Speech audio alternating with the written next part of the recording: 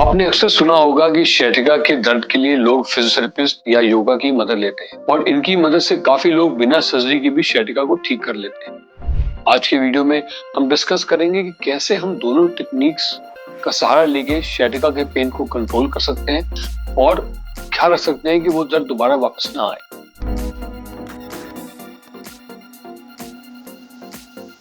सबसे पहले तो फिजियोथेरेपी हमारी मदद करती है पेन को कंट्रोल करने में। पेन को कंट्रोल करना जरूरी है ताकि आप एक्सरसाइज और स्ट्रेंथनिंग कर सकें। फिजियोथेरेपी में कुछ स्पेशल टेक्निक्स होती हैं जो sciatica को पेन को मैनेज करने में आपकी हेल्प कर सकती हैं, जैसे कि टेंस यानी कि ट्रांसक्यूटेनियस इलेक्ट्रिकल नर्व स्टिमुलेशन। ये एक छोटी मशीन होती है जो माइल्ड इलेक्ट्रिकल इंपल्सेस भेजती है जो पेन सिग्नल्स को ब्लॉक करने में और मसल्स को रिलैक्स करने में हमारी हेल्प करते हैं। एक सेकंड मोडालिटी होती है जिसको हम बोलते हैं IFT। आपने अक्सर सुना होगा, इसका फुल फॉर्म है इंटरफेरेंशियल थेरेपी। ये डीपर पेन रिलीफ के लिए यूज की जाती है। ये ब्लड सर्कुलेशन को बढ़ाती है, मसल्स को रिलैक्स करती है, जिससे पेन ग्रेजुअली हमारा कम होने लगता है।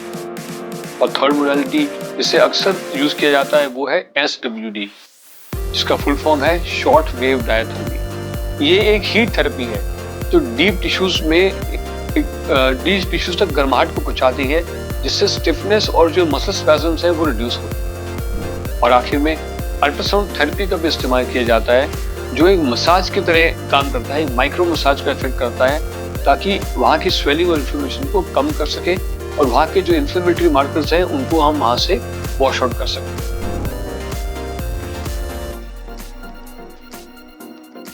पेन कंट्रोल होने के बाद हमें sciatic नर्व को जेंटली मोबिलाइज करना होगा ताकि नर्व प्रेशर रिलीज हो सके। एक सिंपल टेक्निक है sciatic नर्व फ्लॉसिंग।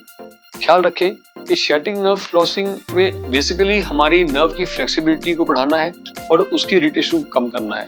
आपको सिर्फ अपने लेग को स्ट्रेट करना है और जेंटली मूव करना है हर डायरेक्शन में ताकि नर्व के अराउंड मूवमेंट को बढ़ा सके। इसको बोलते हैं sciatic नर्व फ्लॉसिंग। जैसे ही हमारा पेन कंट्रोल हो जाए तो स्ट्रेंथ और फ्लेक्सिबिलिटी इंप्रूव करना इंपॉर्टेंट हो जाता है। कुछ इंपॉर्टेंट एक्सरसाइजेज जो आप घर में भी ट्राई कर सकते हैं वो है पेल्विक टिल्ट और ब्रिजेस, जो लोअर बैक और कोर मसल्स को स्ट्रॉन्ग बनाती है, जिससे स्पाइन के ऊपर से प्रेशर कम पड़ता है।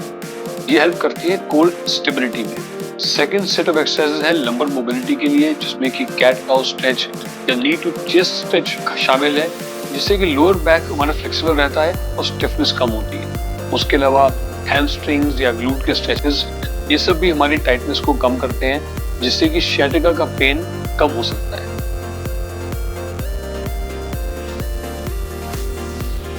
अब हम बात करते हैं योगा की। योगा सिर्फ एक एक्सरसाइज नहीं है, ये एक होलिस्टिक थेरेपी है जो स्पाइन को डिकम्प्रेस करती है, हमारी फ्लेक्सिबिलिटी को बढ़ाती है और पेन को रिड्यूस करती है। तो sciatica के लिए बेस्ट योगा पोजेस कौन से हैं?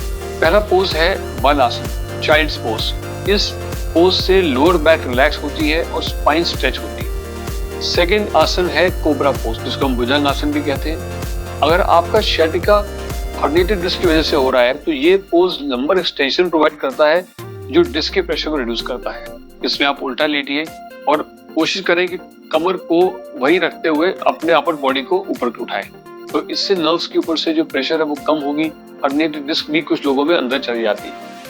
थर्ड पोज है पिजन पोज। इसमें अगर आपका दर्द पिरिफॉर्मिस सिंड्रोम की वजह से हो रहा है तो ये पोज पिरिफॉर्मिस मसल को स्ट्रेच करता है और पेन में रिलीफ देता है। अगर आप किसी आसन के बारे में जानते हैं जो हमारे स्पाइन में या sciatic पेन को कम कर सकता है तो कमेंट में जरूर लिखें ताकि बाकी लोगों को भी इससे फायदा मिले। ख्याल रहे कि योगा करते वक्त कभी भी फोर्सफुली कोई मूवमेंट ना करें और अगर पेन बढ़ने लगे तो इमीडिएटली स्टॉप करें और अपने एक्सपर्ट को कंसल्ट करें। अगर इन सब एक्सरसाइजेज और फिजियोथेरेपी और योगा के बाद भी आपको रिलीफ नहीं मिल रहा या अगर आपको वीकनेस फील हो रही है या सुनपन है या पेशाब लैट्रिन में कुछ लॉस हो रहा है तो ये एक इमरजेंसी सिचुएशन भी हो सकती है।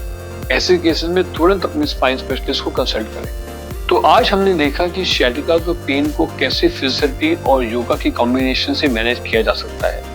सबसे पहले पेन कंट्रोल के लिए टेंस, IFT, SW जैसी मोडालिटीज का यूज होता है।